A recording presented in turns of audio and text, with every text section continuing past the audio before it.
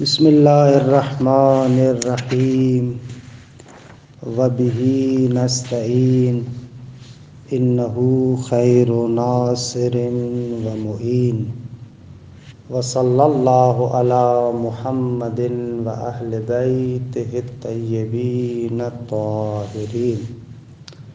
پروردگار عالم آپ تمام عزیزان کی توفیقات خیر میں اضافہ فرمائے۔ خداوند منان کے لطف و کرم سے الموجز میں جزء اول تمام ہوا اور ابھی جزء ثانی کے بارے میں انشاءاللہ گفتگو ہوگی۔ جزء ثانی کے اندر جو علم اصول کے مباحث پیش کیے جائیں گے وہ مباحث بھی نہایت اہم مباحث ہیں۔ ایک اعتبار سے دیکھا جائے تو علم اصول کے نہایت اہم مباحث اس دوسرے حصے میں بیان ہوں گے۔ اس دوسرے حصے کی اگر فہرست آپ کی خدمت میں عرض کی جائے تو اس کے اندر 3 مقصد ہیں، کیونکہ الموجز مجموعی طور پر 8 مقاصد پر مشتمل ہے کہ ان میں سے 5 مقاصد کو جزء اول میں بیان کیا گیا، باقی 6، 7واں اور 8واں مقصد انشاءاللہ جزء ثانی میں مورد بحث واقع ہوگا۔ مقصد سادس جو مقصد ششم ہے وہ حجج اور امارات کے بیان میں ہے۔ اس مقصد سادس میں 2 مقامات میں گفتگو ہوگی۔ ایک مقام قطع اور اس کے احکامات کے بارے میں ہے، اور مقام دوم ظنون معتبرہ کے بارے میں ہے کہ انشاءاللہ وضاحت کرتے ہیں، یا ان کو ظنون خاصہ بھی کہتے ہیں، یا ان ظنون معتبرہ کو امارات بھی کہتے ہیں۔ یہ مقصد ششم ان 2 مقامات کے بیان میں۔ اچھا، جو مقام اول ہے اس کے اندر انشاءاللہ 7 فصول کو بیان کیا جائے گا۔ فصل اول حجیت قطع کے بارے میں ہے کہ آیا قطع اور یقین حجت ہے یا نہیں، کہ انشاءاللہ بیان کرتے ہیں قطع یقین ان میں کیا فرق ہے اور یہاں پر کیا مقصود ہے کہ ابھی انشاءاللہ آپ کی خدمت میں عرض کریں گے۔ دوسری فصل تجری کے بیان میں ہے اور اس کے احکامات کے بارے میں۔ تیسری فصل قطع کی تقسیم کے بیان میں ہے کہ قطع یا موضوعی ہے یا طریقی ہے۔ چوتھی فصل قطع قطع کے بارے میں ہے کہ انشاءاللہ ہر ایک کی وضاحت آئے گی۔ 5ویں فصل علم اجمالی کے بیان میں ہے۔ 6ٹھی فصل حجیت عقل کے بارے میں ہے، اور 7ویں فصل حجیت عرف اور سیرت کے بارے میں ہے کہ یہ 7 فصول انشاءاللہ اس مقام اول میں بیان ہوں گی۔ اچھا، مقصد سادس یا مقصد ششم کہ جو حجج اور امارات کے بارے میں ہے،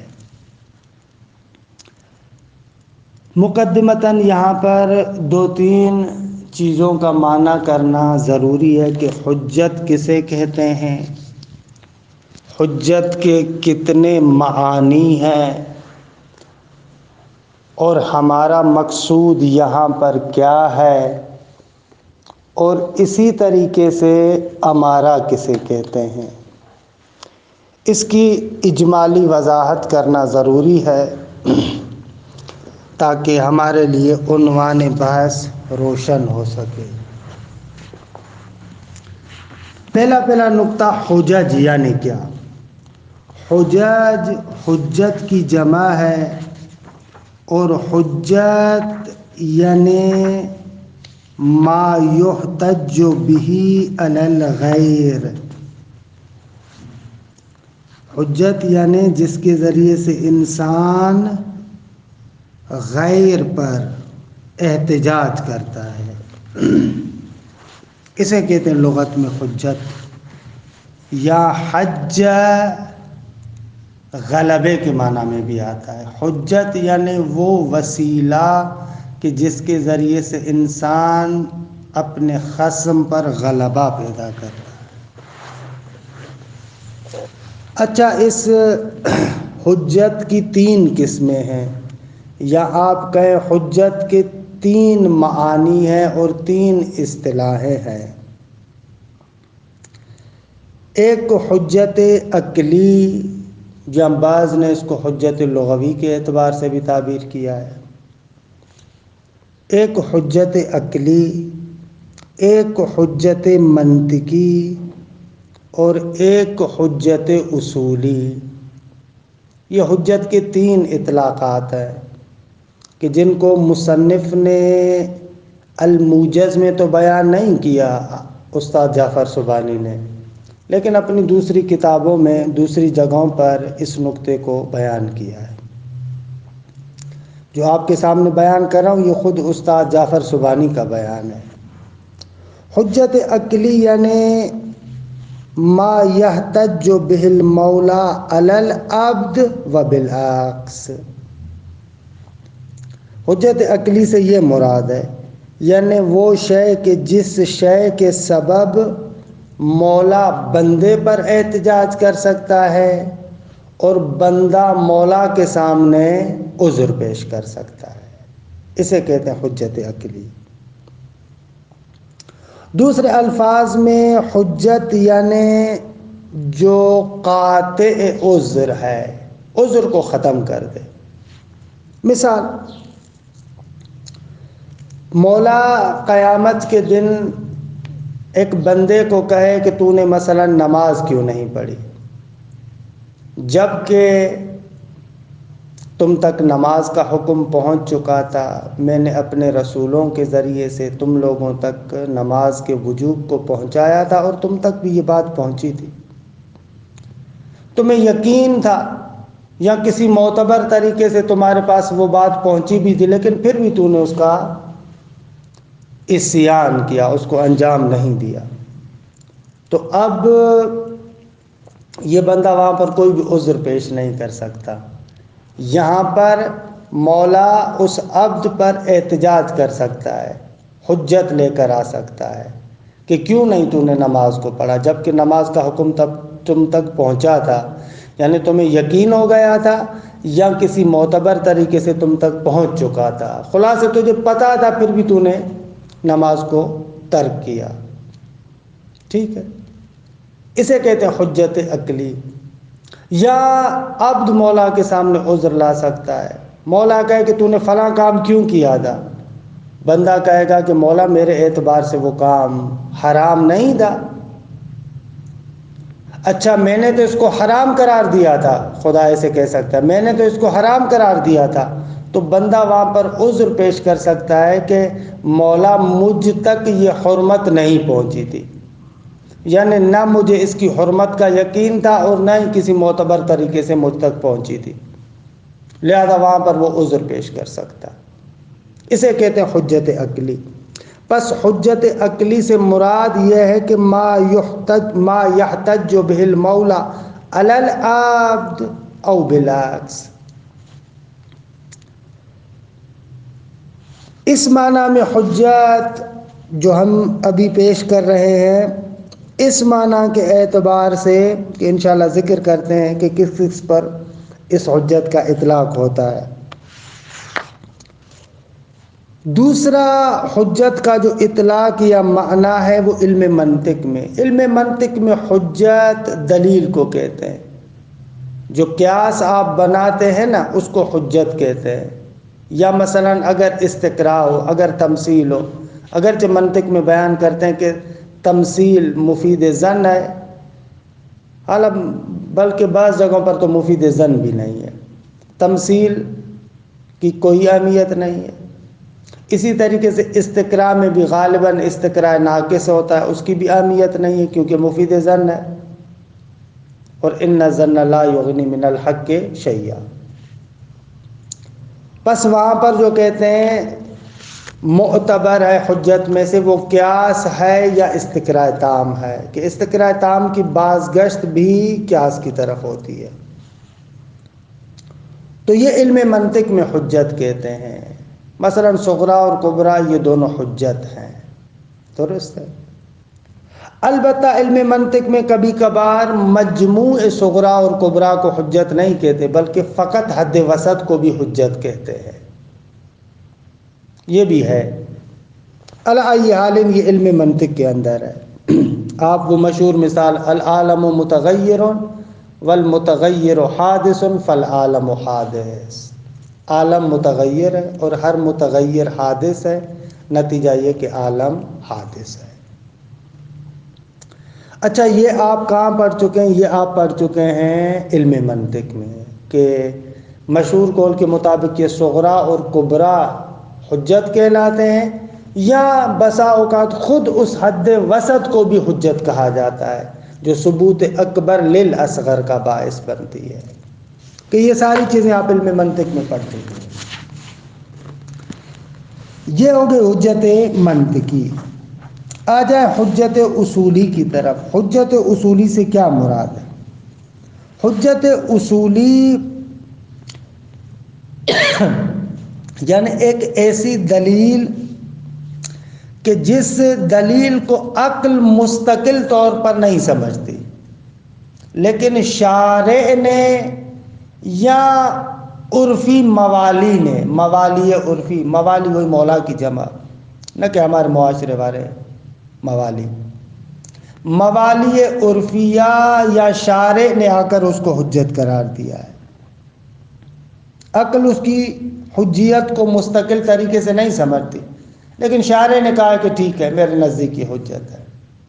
مثلا خبر واحد، عقل اس کی حجیت کو مستقل طریقے سے ثابت نہیں کرتی، کیونکہ خبر واحد مفید ظن ہوتی ہے، اور عقل کہتی ہے کہ بالاخره ظن کی صورت میں پھر بھی خلاف کا احتمال تو ہوتا ہے، لہذا یہ حجت نہیں ہے.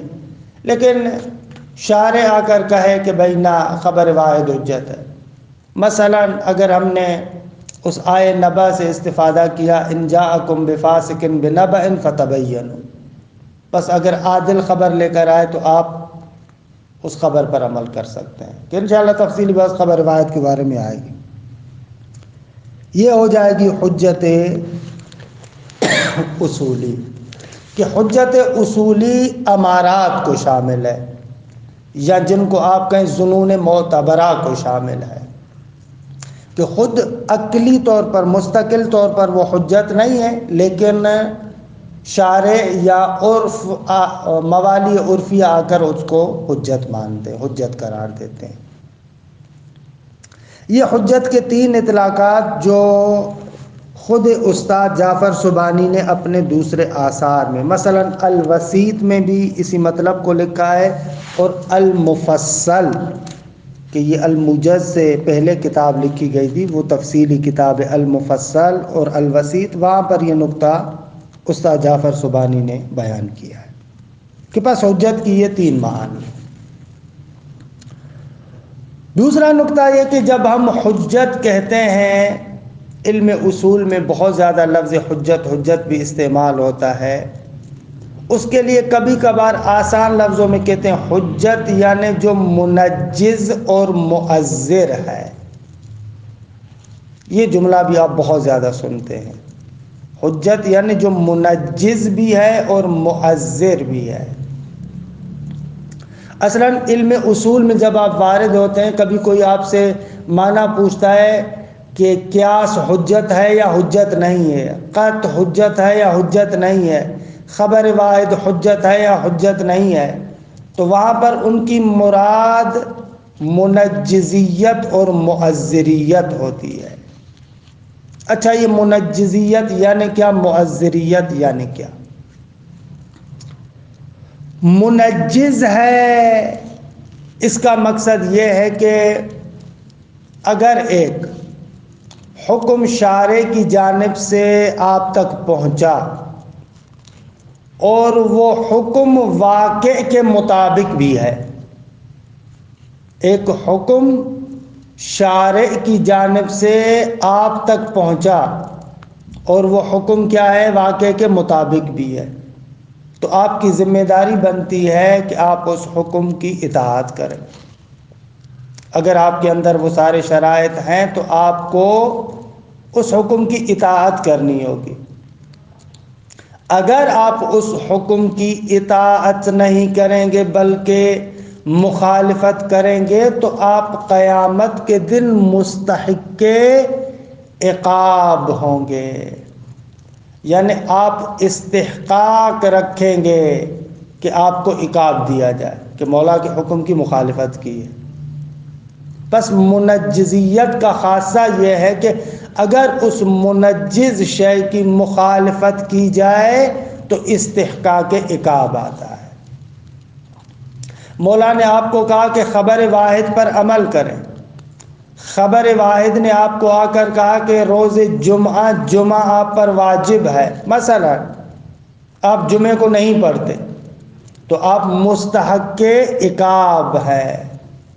قیامت کے دن اگر آپ کو عقاب دیا جائے تو یہ آپ کا حق ہے، مستحق عقاب ہے، آپ مستحق ہے عقاب کے، آپ اسے کہتے ہیں منجز۔ بس منجز یعنی ہر وہ حکم کہ جو واقع کے مطابق ہوتا ہے، اگر آپ اس کی مخالفت کریں تو آپ مستحق عقاب کہلاتے ہیں، اسے کہا جاتا ہے منجز۔ معذر کا مقصد یہ ہے کہ آپ کے پاس ایک حکم پہنچتا ہے اور انہی طریقوں سے پہنچتا ہے جن طریقوں کو شارع نے معتبر قرار دیا ہے، لیکن اتفاق سے وہ حکم واقع کے مطابق نہ ہو۔ مثلا خبر واحد نے کہا کہ جمعہ آپ پر واجب ہے غیبت کے زمانے میں، اور آپ نے جمعے کو پڑھا، لیکن قیامت کے دن پتہ چلتا ہے کہ نہ، یہ حکم تو واقع کے مطابق نہیں ہے، جمعہ تو واجب نہیں تھا، ظہر واجب تھی، تو اب آپ قیامت کے دن خدا کے سامنے عذر پیش کر سکتے ہیں۔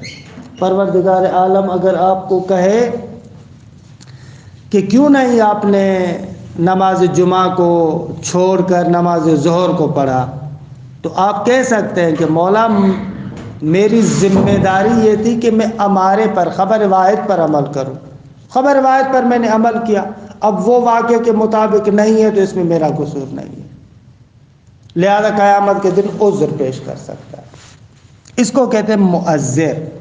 بس علم اصول میں جب بھی آپ کہتے ہیں کہ فلاں چیز حجت ہے یا حجت نہیں ہے، یعنی منجزیت اور معذریت۔ منجزیت یعنی جو استحقاق عقاب لے کر آئے، معذریت یعنی جو آپ کے اندر یہ صلاحیت پیدا کرتی ہے کہ آپ خدا کی بارگاہ میں عذر پیش کر سکتے ہیں۔ اچھا، یہ دوسرا مطلب۔ تیسرا مطلب جو یہاں پر اب آہستہ آہستہ کتاب کے مقدمے کی طرف بھی جا رہے ہیں، مصنف فرماتے ہیں کہ یہ جو مقصد سادس ہے، چھٹا مقصد ہے، مقصد ششم حجج اور امارات کے بارے میں ہے، علم اصول کے اہم ترین مباحث میں سے ہے، کیونکہ انہی حجج و امارات کے ذریعے سے آپ کو اس حجت اور دلیل کا پتہ چلتا ہے جو آپ کے اور خدا کے درمیان حجت ہے۔ اچھا، ان حجج و امارات کو مصادر فقہ و ادلہ فقہ بھی کہتے ہیں، اور آغا فرماتے ہیں کہ وہ ہمارے نزدیک منحصر ہیں چار میں۔ ادلہ فقہ چار ہیں، کتاب یعنی قرآن، سنت، یعنی قول معصوم، فعل معصوم، تقریر معصوم کہ انشاءاللہ وضاحت آئے گی، اور اجماع کہ اس کی بھی وضاحت کریں گے، اتفاق علماء، لیکن اس طریقے سے کہ اس اتفاق علماء سے موقف امام کا پتہ چلے، اس صورت میں ہمارے یہاں اجماع حجت ہے، اور عقل کہ انشاءاللہ اس کے موارد بھی آپ کو بیان کریں گے۔ یہ چار ہمارے پاس کیا ہے؟ ادلہ فقہ ہے یا مصادر فقہ ہے۔ یہ مقدمتاً مصنف یہاں پر مطلب بیان کرتے ہیں۔ دوسرا نقطہ جو مصنف یہاں پر ذکر کرتے ہیں وہ کہتے ہیں کہ مکلف یعنی جس پر تکلیف آ چکی ہے، ٹھیک ہے، مکلف یعنی جس پر تکلیف آ چکی ہے، عاقل ہے، بالغ ہے، قادر ہے، ملتفت ہے، ایسا بندہ کہ جس پر تکلیف آ چکی ہے۔ ایک لحاظ سے دیکھا جائے تو اس کی تین حالتیں ہیں، یا تو اس کو حکم شرعی واقعی کے بارے میں یقین حاصل ہوتا ہے، یقین وہی جو منطق میں آپ پڑھ چکے ہیں، یعنی 100% اصلاً ذرہ برابر احتمال خلاف نہ ہو، یا تو قطع ہوتا ہے، قطع جو یہاں پر لفظ استعمال ہوا ہے، قطع کو اس لیے استعمال کر رہے ہیں کہ قطع ایک لحاظ سے یقین سے اعم ہے، کیونکہ یقین جو کہتے ہیں معمولاً مراد وہ اعتقاد جازم ہے کہ جو واقع کے مطابق ہوتا ہے، اس کے بارے میں زیادہ تر لفظ یقین استعمال ہوتا ہے۔ اگرچہ یقین کی بھی دو اصطلاحیں آپ نے منطق الجزء الثالث میں پڑھا ہے کہ یقین بالمعنی الاخص بھی ہوتا ہے، یقین بالمعنی الاعم بھی ہوتا ہے، لیکن معمولاً جب بھی ہم یقین کہتے ہیں تو ذہن اس چیز کی طرف جاتا ہے وہ اعتقاد جزم ہے، خلاف کا اصلاً احتمال نہیں ہے اور واقع کے مطابق ہوتا ہے، اس کو کہتے ہیں یقین۔ قطع وہ اعتقاد جازم ضروری نہیں ہے کہ واقع کے مطابق ہو، اگر واقع کے مطابق ہو تو یقین، اگر واقع کے مطابق نہ ہو تو اس کو جعل مرکب کہتے ہیں، یہ آپ سب منطق میں پڑھ چکے ہیں۔ تو یہاں پر ہمارا مقصود قطع ہے، یعنی حکم شرعی کے بارے میں اعتقاد جازم، اب فرق نہیں کرتا وہ یقین کی صورت میں ہو یا جعل مرکب کی صورت میں ہو، دونوں صورتوں میں اس عبد اور بندے کے لیے حجت ہے، کیونکہ جب تک انسان کو قطع حاصل ہے وہ سمجھتا ہے یہی مطلب اسی طریقے سے، اس کے علاوہ اصلاً کچھ نہیں ہے، کہ انشاءاللہ اس کی وضاحت بعد والے درس میں آئے گی۔ بس حکم شرعی کے بارے میں یا قطع ہے، یا اگر قطع نہیں ہے تو ظن ہے، یعنی اعتقاد راجح، 50% سے زیادہ اور 100 سے کم، اس کو ظن کہتے ہیں۔ حکم شرعی کے بارے میں یا ظن ہے انسان کو، یا حکم شرعی کے بارے میں شک ہے، شک ہے یعنی دونوں طرف برابر ہے، ہو سکتا ہے ہو سکتا ہے نہ ہو، 50-50% متساوی ایک طرف ہے، تین حالتوں سے خالی نہیں۔ اچھا کوئی بندہ کہہ سکتا ہے کہ اگر چوتھی حالت بھی تو ہے، منطق میں ہم نے پڑھا تھا وہ وہم ہے کہ جو 50% سے کم تر ہوتا ہے، تو کبھی کبھار ایسے بھی ہوتا ہے، تو اس کا جواب یہ ہے کہ جب ہم نے ظن کہہ دیا تو وہم کی بات خود بخود آ جائے گی، کیونکہ جہاں پر بھی حکم شرعی کے بارے میں ظن ہوگا تو اس کا طرف مخالف خود بخود وہم ہوگا، کیونکہ ظن طرف راجح کو کہتے ہیں اور اسی کے طرف مرجوح کو وہم کہا جاتا ہے، لہذا اس وہم کو جدا گانا ذکر کرنے کی ضرورت نہیں ہے۔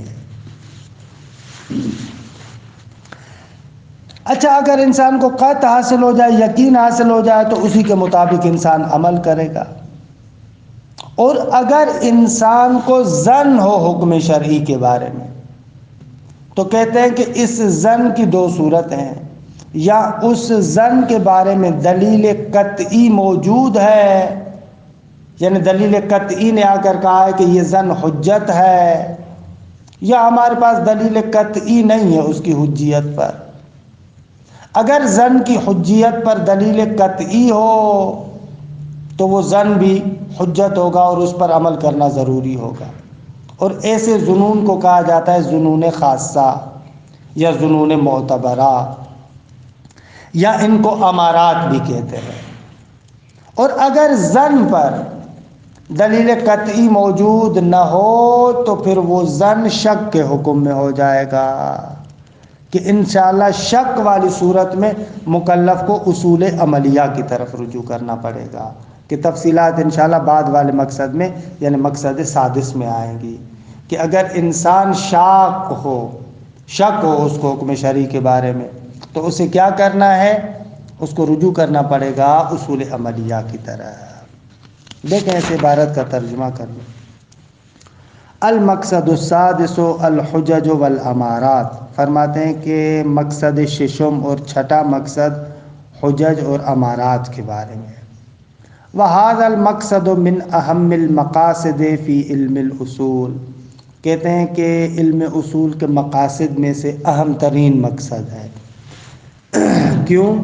فَإِنَّ الْمُسْتَنبِطَ يَبْذُلُ الْجُهْدَ لِلْعُثُورِ عَلَى مَا هُوَ حُجَّةٌ بَيْنَهُ وَبَيْنَ رَبِّهِ، کیونکہ مستنبط استنباط کرنے والا وہ اپنی پوری کوشش کرتا ہے تاکہ حاصل کرے وہ حجت کہ جو اس کے اور اس کے رب کے درمیان ہے۔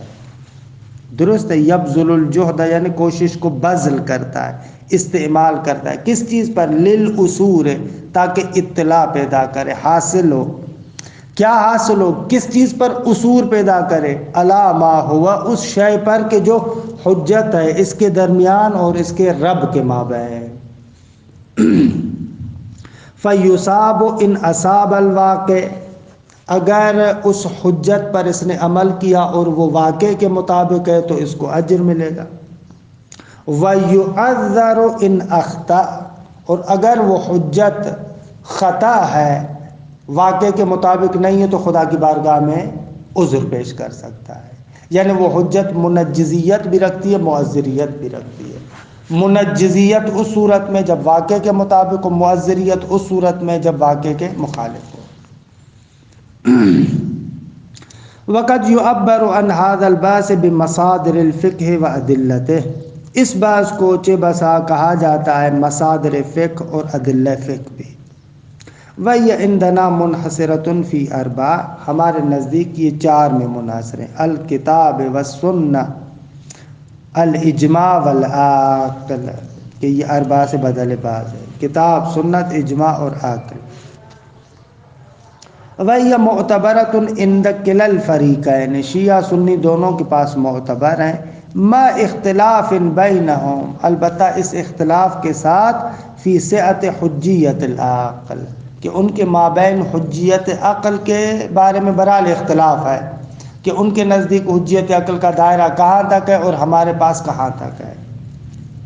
غیر ان اہل السنہ یفترقون عن الشیعہ فی القول بحجیت امور اخرى، سوائے اس کے کہ اہل سنت شیعوں سے جدا ہوتے ہیں کہ وہ کچھ اور امور کی حجیت کے بھی قائل ہیں، کہ مذکورۃ فی کتبہم، وہ دوسرے امور ان کی کتابوں میں ذکر ہیں، جیسے قیاس ہے، استحسان ہے، سد الذرائع ہے، مصالح مرسلہ ہے، ایسے۔ وقبل الخوض فی المقصود نذکر تقسیم المکلف حسب الحالات، حالات کے اعتبار سے مکلف کی تقسیم کو ذکر کرتے ہیں۔ اپنے مقصد میں وارد ہونے سے پہلے اس کو سن لیں آپ۔ فنقول تقسیم المکلف باعتبار الحالات، مکلف کی تقسیم اس کے حالات کے اعتبار سے۔ ان المکلف الملتفت الی الحکم الشرعی له حالات ثلاث، کہتے ہیں وہ مکلف کے جو التفات رکھتا ہے، توجہ رکھتا ہے حکم شرعی کی طرف، اس کی تین حالتیں ہیں۔ الاولی القطع بالحکم الشرعی الواقعی، پہلی صورت یہ کہ اس کو حکم شرعی واقعی کے بارے میں قطع ہے۔ الثانیۃ الظن بہ، یعنی حکم شرعی کے بارے میں ظن ہے۔ الشک فی، یہ حکم شرعی کے اندر شک ہے۔ فإن حصل له القطع، اگر مکلف کو قطع حاصل ہو جائے، فَيَلْزَمُهُ الْعَمَلُ بِهِ، واجب ہے مکلف پر کہ اس قطع پر عمل کرے۔ کیوں؟ لِاسْتِقْلَالِ الْعَقْلِ بِذَلِكَ، کیونکہ عقل مستقل ہے حجیت قطع پر۔ عقل ہماری حکم کرتی ہے کہ قطع آپ کے بارے میں حجت ہے، کہ انشاءاللہ تفصیلی بات کل والے درس میں آئے گی۔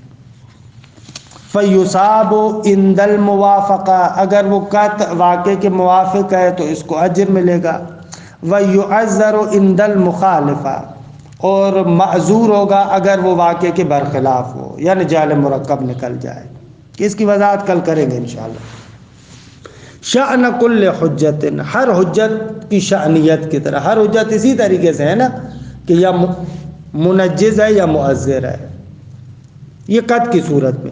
وَإِنْ حَصَلَ لَهُ الظَّنُّ بِالْحُكْمِ الْوَاقِعِ، اگر اس کو حکم واقعی کا گمان حاصل ہو تو اس کی بھی دو صورت ہے۔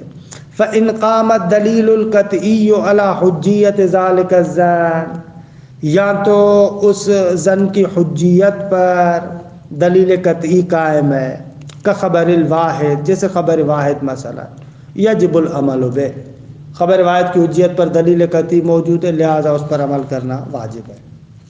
فإن الطريق إلى الحكم الشرعي وإن كان ظنيا كما هو المفروض، یہاں پر کوئی کہہ سکتا ہے خبر واحد تو ظنی ہے، ظن پر کیسے آپ عمل کر رہے ہیں؟ ظنی ہے طریق، راستہ جو آپ کو حکم شرعی کی طرف پہنچاتا ہے، کہہ رہا ہے لیکن اذا قام الدلیل القطعی من جانب الشارع علی حجیت ذلک الطریق، اگر اسی ظنی طریق پر شارع کی جانب سے دلیل قطعی اس پر قائم ہو جائے، یکون ھذا الطریق علمیا، تو اب اس کو ظنی طریق نہیں کہیں گے بلکہ علمی طریق کہیں گے۔ علم نہیں ہے، علم فقط قط کو کہا جاتا ہے، لیکن وہ دلیل ظنی کے جس کی حجیت پر دلیل قطعی موجود ہو اس کو علمی کہتے ہیں، کیونکہ علم کی طرف منسوب ہے اور یہ حجت شرعی ہو جائے گا۔ وَإِن لَمْ يَقُمْ، اور اگر دلیل قطعی اس کی حجیت پر قائم نہ ہو، فَهُوَ بِحُكْمِ الشَّاكِ، یہ شاک کے حکم میں، گویا کہ شک ہے۔ وَوَظِيفَتُهُ الْعَمَلُ بِالْأُصُولِ الْعَمَلِيَّةِ، پھر اس صورت میں اس کی ذمہ داری اور وظیفہ یہ ہے کہ اصول عملیہ پر عمل کرے، التي هي حجة عند عدم الدلیل، کہ اصول عملیہ کے بارے میں انشاءاللہ مقصد ساتویں میں بیان کریں گے کہ الاصل اصیل حیث لا دلیل، جب دلیل نہیں ہوگا تو اس صورت میں آپ اصل عملی کی طرف جائیں گے۔ فَيَقَعُ الْكَلَامُ فِي مَقَامَاتٍ ثَلَاثَةٍ، تین مقامات میں گفتگو ہوگی، قط اور اس کے احکامات کے بارے میں، ظنون معتبرہ کے بارے میں، اور اصول عملیہ کے بارے میں۔ غیر ان الباس عن الاصول العملیہ یأتی فی المقصد الثالث، کہتے ہیں کہ البتہ اصول عملیہ کے بارے میں گفتگو ہم مقصد سابع میں کریں گے۔ فینحصر الکلام فی المقصد السادس بالقطع والظن، پس چھٹے مقصد میں ہم قطع اور ظن کے بارے میں گفتگو کریں گے۔ وصلی اللہ علی محمد و اہل بیتہ الطیبین الطاہرین۔